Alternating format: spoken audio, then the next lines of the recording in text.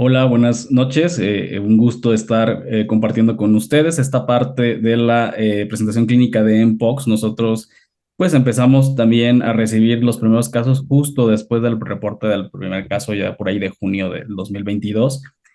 Y bueno, para empezar a hablar un poco del preámbulo, del espectro clínico de la Mpox, pues vemos cómo ya hablaron al respecto, pero vamos a enfatizar que el clado 1, que es endémico en más de 5 países de África y que está incrementando, y es la razón por la que es una emergencia internacional actualmente, se considera más letal.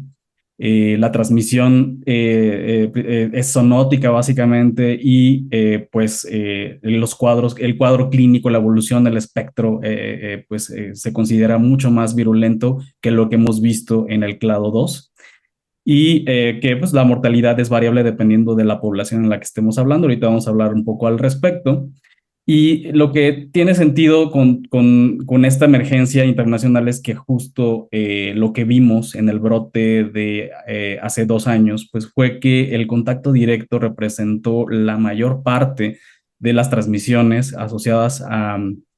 Mpox y en ese sentido, pues el grupo que mayoritariamente se afectó fue el grupo de hombres que tienen sexo con otros hombres. Aunque está muy bien descrito que las secreciones respiratorias, los fomites pudieran involucrarse también en la transmisión de Mpox. Aquí básicamente lo que refleja pues es que justo el brote actual desde hace 2 años en la República Democrática del Congo nos pone un foco, una alerta que nos tiene que hacer unir esfuerzos para el acceso a vacunas, mejores métodos de diagnóstico y poder cortar estas cadenas y evitar que empiecen a ocurrir casos fuera de esta región geográfica que actualmente se presenta. Ya hablaron acerca del brote que realmente en la actualidad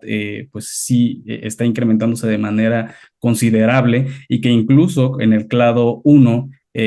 ya hay reportes en la literatura de que esta también puede asociarse a contacto sexual. Por lo que, pues básicamente lo que conocemos desde hace 2 años es la evolución clínica de Mpox clado 2, clado 2B predominantemente, que es lo que más se ha reportado alrededor del mundo. Y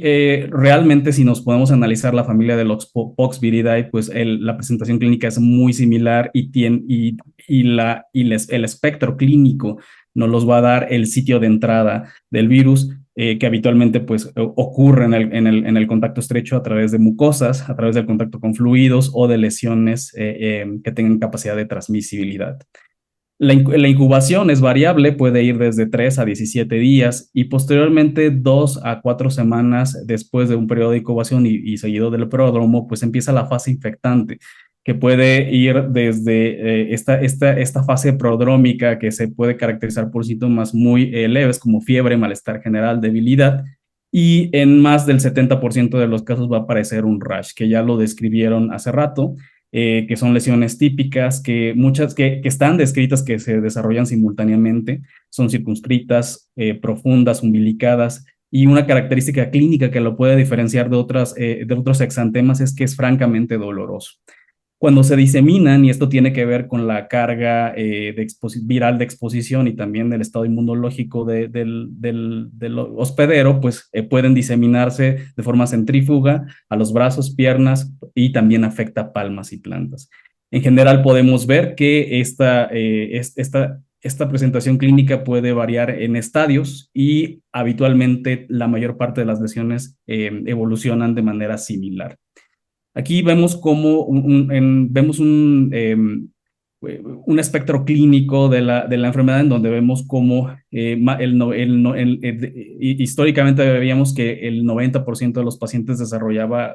uno o más datos prodrómicos seguido del exantema, las adenopatías en 7 de cada 10 pacientes, y esto iba acompañado de uno o más síntomas sistémicos. Aquí podemos ver los más frecuentes, pero justo con el clado 2B, como ya comentaron, menos de la mitad de ellos podrían no presentar datos prodrómicos, y esto seguramente tiene que ver con la carga de exposición al momento del contacto. De las personas que se documentaron que presentaron exantemas, la mayor parte de ellos era un exantema que estaba confinado al área no genital, pero también había diseminación hacia el tronco, principalmente a las extremidades, afectando palmas, plantas y cara. Esta es la evolución del exantema en el transcurso desde el día 1 hasta la semana 4. Y si lo vemos desde en el espectro clínico, estas fotos son parte de la experiencia que adquirimos en Clínica Condesa. Vemos cómo se puede visualizar las lesiones son diferentes pacientes y esto nos da un espectro clínico de cómo van evolucionando desde el día 1 hasta los 21 días. 58% de los pacientes van a tener este típico rash vesiculopustular que pues puede iniciar en un pequeño porcentaje como un rash macular que evoluciona a la apústula. Y como dijimos, creo que de las características más importantes que nosotros vimos en las lesiones que visualizamos en nuestros pacientes es esta eritema alrededor de las lesiones. Esta es una lesión inicial como pápula que apenas iba a progresar, pero pueden darse cuenta ya el eritema alrededor de las lesiones. Aquí se esquematiza como en un solo paciente, que como estaba descrito previamente en el espectro clínico, que las lesiones aparentemente evolucionaban en el mismo estadio a lo largo del tiempo. Y aquí podemos ver que en realidad un mismo paciente podría tener varias lesiones en diferentes tipos de estadios, lo cual nos habla de que no necesariamente el comportamiento de este clado 2B en los últimos 2 años pues, podría ser un poco distinto a lo que había estado descrito clínicamente con los otros brotes detectados previamente en zonas endémicas. Aquí podemos ver una evolución ya de más de 2 semanas de lesiones plantares y bueno, también una lesión inicial, una lesión que ya está en fase necrótica, por lo cual aquí esquematiza de manera importante que hay diferentes etapas, estadios de evolución de las lesiones en un mismo paciente. En la región anogenital, que es el sitio donde más puede ocurrir con más frecuencia este tipo de lesiones, pueden incluso hasta confluir, generar lesiones profundas, sangrantes, necróticas. Y en el recto, estas proctitis que muchas veces evolucionaban a sobreinfección, a perforación intestinal, pues eran muy aparatosas, muy dolorosas y que definitivamente requerían atención hospitalaria en la mayoría de los casos. Entonces también se describió que cerca del 20% de ellos podría tener enfermedad úlceras en mucosa, ya sea únicas o múltiples, lo cual permitía que pues justo la capacitación al personal de atención de primer nivel era necesaria para que poder entender este espectro clínico, porque podemos ver que a veces una lesión en mucosa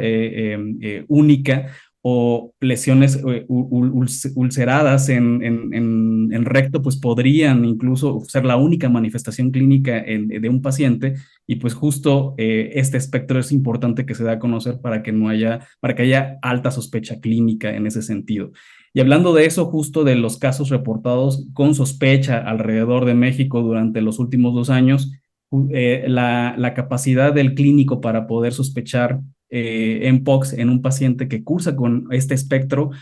fue alrededor del 50%. Cuando analizamos nuestra experiencia en Clínica Condesa, cuando se presenta un paciente con cualquiera de estas manifestaciones, nuestro grado de sospecha aumentaba al 80% y esto tenía que ver porque ya empezamos a tener una alta carga asistencial de los pacientes que acudían a nuestro centro para descartar este diagnóstico.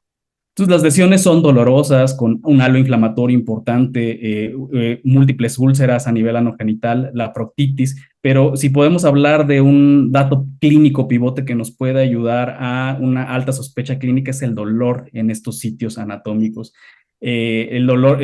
por ejemplo, en mucosa oral había lesiones que podrían ser confundidas con alguna otra entidad, pero en realidad podemos ver que estas lesiones múltiples de amplio diámetro, algunas incluso llegaban a progresar, por ejemplo, en las lesiones en genitales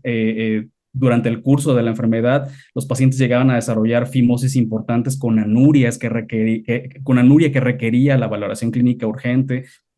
y el dolor en las mucosas a veces impedía la ingesta tanto de líquidos como de sólidos, y esto requería la necesidad de tener a un paciente hospitalizado por la simple necesidad de tener una vía de alimentación. La tasa de letalidad aquí va a depender del grupo afectado, sobre todo los pacientes que tenían enfermedad avanzada por VIH, infecciones dermatológicas como psoriasis, dermatitis atópica. Eran pacientes que tenían altas letalidades y las complicaciones por las cuales estos pacientes tenían una evolución crítica, pues la mayoría de ellas eran por sobreinfección bacteriana, disfagia, lesión renal aguda y afección multisistémica que incluye la pericarditis, encefalitis y la afección pulmonar importante. Cuando hacemos una comparación entre los casos reportados alrededor del mundo en el brote de hace 2 años, vemos cómo las características son muy similares si comparamos los hombres con las mujeres, aunque en los hombres podemos ver que justo el exantema genital era muy frecuente comparado con las mujeres, en donde quizás el contacto estrecho podría tener otro sentido en el mpox en mujeres cisgénero. En México también se documentaron cerca de 37 defunciones, la mayoría de ellos hombres, una gran proporción de ellos vivían con VIH y de estos se pudo documentar que cerca del 80% tuvieron sobreinfección de estas mismas que pues, llevaron a la sepsis de tejidos blandos o sepsis nosocomiales. Estas lesiones en las personas inmunocomprometidas pues eran mucho más profundas, más necróticas, que generaban una mayor respuesta inflamatoria. Y pues como ustedes pueden ver, 9 de cada 10 defunciones que ocurrieron en México eran de pacientes viviendo con VIH, pero también la espondilitis anquilosante, los pacientes post-trasplantados, el mieloma múltiple y la psoriasis eran entidades asociadas a peor pronóstico. Esto nos llevó a colaborar con un grupo colaborativo de Londres para poder reportar mpox en personas que viven con enfermedad avanzada y VIH, por VIH, y pues justo esto nos llevó a caracterizarla como una infección oportunista, y este comportamiento oportunista también aplica para otros pacientes que viven con inmunocompromiso. Las complicaciones es algo que también vimos con el paso del tiempo, la necesidad de corrección de las fimosis, las parafimosis, las lesiones que requerían tratamiento estético debido a que quedaban lesiones muy evidentes en donde hubo pústulas profundas, quedaban cicatrices que pueden incluso provocar estigmatización en nuestros pacientes, las reinfecciones que, bueno, están reportados, nosotros en nuestra experiencia no hemos visto frecuentemente reinfecciones, y ahora con el clado 1B que se está examinando y que nos preocupa, pues entonces tendríamos que ver cómo se va a comportar este grupo poblacional respecto a las infecciones, pero es algo que hay que tomar en cuenta. Muchas gracias por su atención. Esto es todo de mi parte.